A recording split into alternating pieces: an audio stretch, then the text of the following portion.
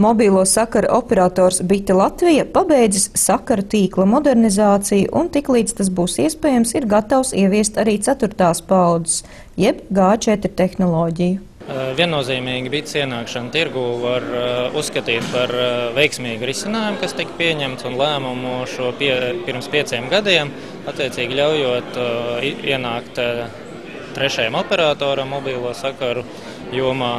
Un mēs jau redzējām, ka šī interese jau bija ļoti liela, neskatoties uz skepsi, kas toreiz valdīja, kad attiecīgais pretendents bija gatavs maksāt milzīgas līdzekļus, 6,7 miljonus latu. Tāpat laikā bija gatavs arī uzņemties saistības, ieguldīt, investēt attiecīgi saskaņā ar investīciju plānu vēl papildus 150 miljonus eiro, lai attīstītu savu tīklu.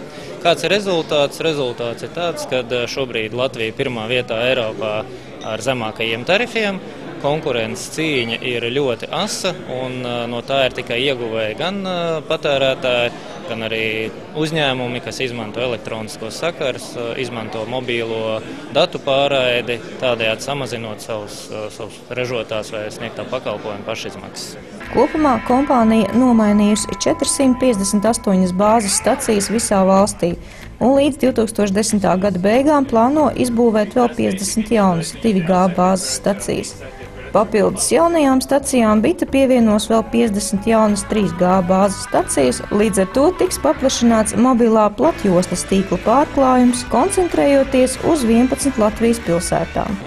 Uz doto brīdi satiksmes ministrija ir, var teikt, finiša taisnē ar sakaru nozares pamatnostādnēm, kas iezīmēs turpmāko 6-7 gadu attīstības modeli. Un tā skaitā šajās pamatnostādnēs ir arī runāts par turpmākajiem scenārijiem, kādi tad varētu būt frekvenču resursa efektīvākai izmantošanai. Protams, jautājums par mobīlo platjoslu ir ļoti aktuāls.